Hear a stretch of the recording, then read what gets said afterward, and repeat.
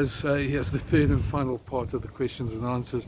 I can try and get to all the questions, and not being helped by the weather. There's a bit of wind around, there's a bit of noise around, so I'll do my best to get through them all and answer that, and hopefully answer everybody's questions. This one's coming from the Rugby Fan. It said, "Would like your thoughts on not allowing the Mapimpi try, and also the Jasper Visa penalty for tackling Smith late. That resulted in an 8 or 10 point swing in the game." Yeah, it did definitely resulted in that. I think I've answered that one before though. In terms of the Jasper Visa thing, I think that was marginal. I think it was a bit pedantic. I would have let that one go, because I thought you could easily say, yeah, that he didn't hear the whistle, and I think Sia did try and point that out to him. But saying that, you know, there's a fine line, and these referees, the referee obviously saw it one way. When it comes to Mapimpi's try, to me, there was a lot worse obstruction in that game. I think it was a bit unlucky. I think it's one of those things where I'm not sure I would have given it, but the referee did see it that way, and it was a big swing in that game as well. But saying that, I think the final pass, we're in line of sight where we were sitting at Ellis Park to the final pass, and I think the final pass was forward. I think we would have been called back for that. So I think that's the first thing. So yeah, I don't think the try would have stood either way. Next question coming from Travis. "Why do you think the Boks struggled to put together brilliant performances consecutively?" Sure, that's a good question, Travis. I think that search for consistency is something that every coach tries. I think the Boks, you know, the way they play, how physical they are, it is difficult to get up 2 weeks in a row. And I think in the second week, the opposition study what you did, and they try and improve their flaws, and they come back better. So I know what an international coach told me in a 3-test series, the second test is always the most difficult, just because of the tendency of that side that's won to maybe relax a little bit, and the team that's lost to work a little bit harder, and you know, obviously look at its own flaws. So I think consistency is a problem for South Africa. I think it's something that Rossi and Jacques have worked on. They've tried to get going. It is difficult. Test rugby is a very fine line. There's not much between the top sides. But yeah, it is something that they're working on, and something the All Blacks have done very well over the years, and we need to get better at. How do we do it? I suppose good management of the players, good tactics, and yeah, I don't think it's the easiest thing in the world, but I'm sure they're working very hard on it as well. If we had the answer on that, we'd all be very rich men. So that's about the best I can do on that one. Question from Matthew Harding.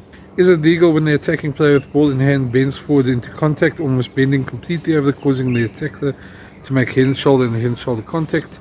All Blacks did it a lot." Yeah, it's a difficult one, because how do you really police that? A lot of emphasis is on the tackler so far, and coming through. Although we have seen players also penalised for putting an arm out and stiff arm out against the defender, but it's mostly the emphasis is on the tackler, and it's a good debating point, because the lower the attacker goes, the lower the defender has to go to stop him, and at some point you have parity that the guys are going to meet head on. So I think it's up to the refs to police that. I think it's a grey area at the moment. It's a difficult one. I'm not sure what the answer is, to be very honest. If I had it isn't illegal, but I suppose any head contact would be considered illegal, and then you have to look who's at fault. So I'm not really sure. I don't really have an answer for you, and I'm going to be honest about that. Hopefully it doesn't become too much of a tactic or too much of the norm. But I think players have to adjust, and the defenders definitely have to adjust to playing the attacker, even if he goes low. It's a frustrating point, and I can understand why fans get frustrated with it.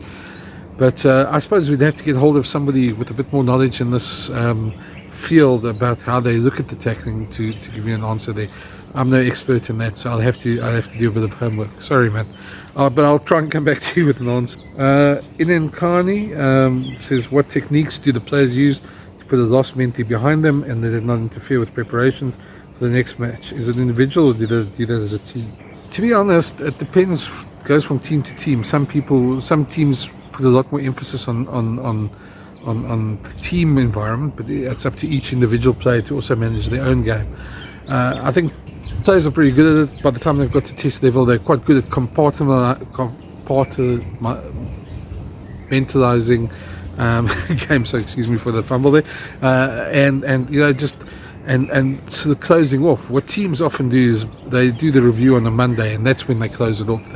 They sort of slot it off as a team, and they look ahead towards the next game. So it is very much team by team and how they look at it. Each team has its own way and own processes in handling you know, that sort of game. And I think what a lot of them do is they employ specialists in the field, sports psychologists, and help them work through certain things. Obviously, you know, if it's one game, it's one game. But if you're picking up a recurring theme, then it's something different. So I think they look at that as well. But you know, players and coaches are pretty good at sort of shutting them off on Sundays and Mondays and sort of focusing on the next task ahead. And that's the easiest way to move on from a loss, is to focus on the next task ahead. Question from Wayne Gordon: who makes the calls to box kick and distribute? My impression is maybe Pollard. Well, it's a bit of both, actually. Pollard is our main playmaker, and either him or Vili Leroux, but we often play off 9, and a lot of the time we tend to set up pods, and we've got a certain way of sort of almost pulling the trigger when we want to play. We tend to, you know, use the 1 or 2 pods to run the ball up, and then we either kick, or if we feel it's on, yeah, then we tend to send it wide. So often it's a combination of Pollard and the scrum half, Jaden Hendricks or Faf de Klerk, who will make those calls, and often it is where they are on the field. It's a bit difficult to say there's a specific rules. They leave it to the players to see what space is ahead of them, and it also depends on the momentum. When they feel they've got momentum, they might take it up an extra phase, or they might pull the trigger and send it wide. And often, you know, we have this thing where we use the pod runners and Andre running behind the pod runners, and then we have the option of either taking it up with a forward or sending it wide with Andre. So bit of both, but they do like to use the box kick quite well, and they do like to take very few chances in their own half.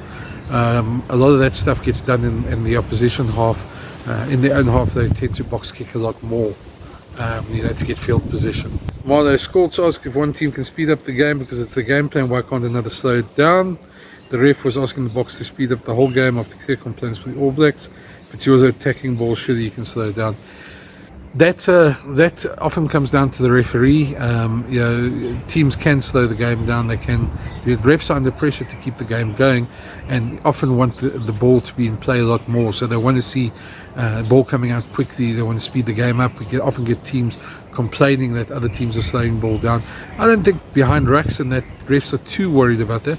They don't want to see a team purposely, you know, slowing it down to a standstill.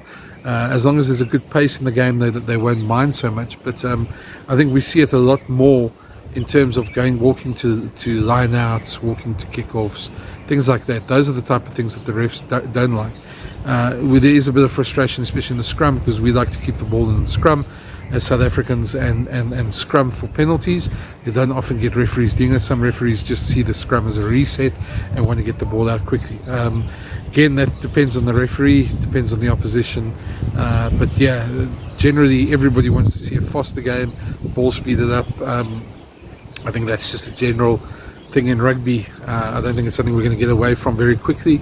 So but there are ways of doing it and ways of slowing the game down, and we tend to do it quite well at times as South Africans. So I think it's, you know, it's not a fast rule that the referee would. Some referees allow teams to do it, but just in this case, I think Luke Pierce wanted the game to flow and probably wanted to go a lot quicker.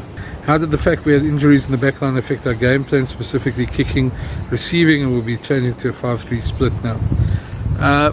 Well, I mean, it's obviously a disruption. You take the world's best outside centre and you put him on the wing, it's always going to be a disruption. You take a guy who's used to playing 10, 12 and 15, you put him in 12 for 70 odd minutes, and it's always going to be a disruption. So I think it did disrupt us a little bit, although saying that there's nothing wrong with the Kanye's performance. I would rather just see him at outside centre, and Damon rather playing at fullback. But it is one of those things that happen. You get injuries in games, you can't handle that, and you can't help that. So you've got to adapt, and the team that does adapt well does the best in the game. So I don't think the Boks did badly, and I think maybe some of the timing of the substitutions, coupled with the injuries, probably had a little bit to do with that. I thought maybe some of the forwards came on too soon. But then again, the way the Boks look at it, they've got a certain amount of factors that they look at when watching players, and when they feel that they've sort of spent their load and they've done what they can, emptied the tank is what they say, then they like to bring on somebody else. That some games it's earlier, some games it's later. It has tended to be earlier and earlier as we go on, but I think there's something that very much it depends on the circumstances of the game. I don't see us going back to the 5-3 split too soon. I know it's a risky thing, but it's a risk that's worked a lot very well for the Boks. The couple of backline injuries in the last couple of games probably has shown up why it is a risky strategy, but I see the Boks sticking with that because it's brought them a lot of success over the years. Ivan Dietrich says, to speak about the traditional Springbok rugby is missing a massive opportunity in my opinion. Today we have a far different player pool than back in the day. Do you agree that we need to stocktate and define a new Springbok identity? Ivan, yes and no. I think first of all, what's ever always made South Africa good is our physicality, the way we've had big players, big ball runners, big ball carrying forwards that can really physically intimidate an opposition. There aren't many countries in the world that have that. So that will always be part of our game plan. I think out wide we've got some talented backs at the moment, and fair enough, we probably don't play as expansively as some other sides in the world, but we play what works for us, and that's our DNA. That's never going to change. You've got to stick to what you're good at. There are certain risks with going away from your DNA. What you can do though is you can do it at such a point that when you do get those opportunities, when you do earn that right to go wide, you're able to strike. I think the Boks have been a lot more expensive this year. I think they've created a lot of opportunities as well. They haven't finished all of them, but they've created quite a few opportunities, and I don't think we should be sidetracked by the loss against New Zealand too much. I think it was a loss, but I think there's still a lot of good that came out of that game, even though the Boks lost. I know everybody was expecting them to win, but there's a bunch of us that knew the All Blacks would come right at some point. And I suppose it's no cause for panic is what I'm trying to say. I think we know what our game plan is, and I think we know what works for us, and that single bloody mindedness can be a positive and a negative for the Boks when that happens. So I think knowing when to use it and when not to use it is the key. When to use something else and when to go to a plan B. But I think the Boks have been a lot better in terms of knowing when to spread the ball wide. As I say, they haven't used all the opportunities, but hopefully, when your strike rate becomes better against the top teams, there's slim margins in Test rugby. So if you can get that better, then I think you've got the forwards to dominate, to get you that good ball. And the thing is with South African teams, everybody knows what they're going to do. To stop them doing it is the key, and that comes here. First you have to get parity up front. So if the Boks forwards are physical enough and direct enough and clinical enough, there should be no team that could stop you. Yes, defensively, there you might slip a tackle, but I think once you get that sort of physical dominance, and we haven't actually seen the Boks do it that much this year, except for maybe that third test against Wales. I think they did it partly against the All Blacks, but I think there is definitely room for improvement for the Boks, and there is definitely maybe a bit more attacking flair that it can bring in, but a bit more directness in terms of finishing off some of the chances they create, because that's the one thing I think they have been lacking. They haven't finished all the chances they've created. So I hope that answers your question. I don't think we need a new Springbok identity, to be honest. We are who we are. And the last one also from Ivan saying, Ninabe alluded in the post-match pressure that the offloads, as New Zealand made use of, are high risk. Are we able to evolve our game plan with such risk-averse coaching? I don't think it's risk-averse coaching. I think the All Blacks have always played that way. That's part of their DNA. That's who they are. I think there are very, very few sides in the world that play like the All Blacks. I think we have done a lot better in terms of offloads in the URC, and it is something that's creeping into our game more. we are playing a lot more expensively, but Test rugby is about pressure. And it's about who handles the pressure well. In the first Test in Nelspruit, the All Blacks didn't handle the pressure at all well. It got to them. They were much better in the second Test. So, yeah, their offload game is high risk, but it is also something that's high reward when it comes right, and that's what served them well. I'm not sure it's a game that we'll be comfortable playing. I'm not sure it's a game that we want to play either.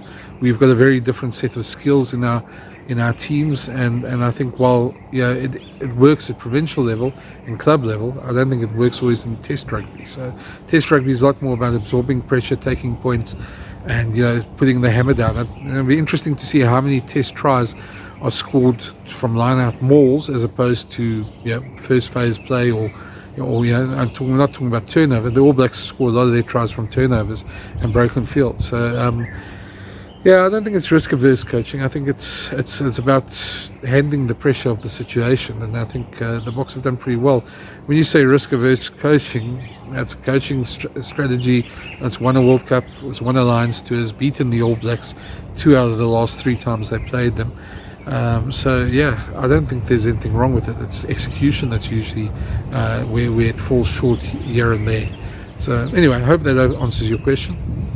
That's the end of these Q&As. I've answered quite a few questions. Again, sorry it's taken a little while to get all these out there, but there were quite a few questions. I'll be doing more of these in the future, so if there are more questions, feel free to leave in the comments. Please subscribe to the channel. It helps sort of justify doing all these videos, and it's always good to hear get some feedback. So thanks for watching again, and enjoy your weekend. South Africa, the Springboks are off to Australia, and I'll be doing a video soon on that, so let's see how that goes. From a very windy Pretoria, cheers, chat to you soon.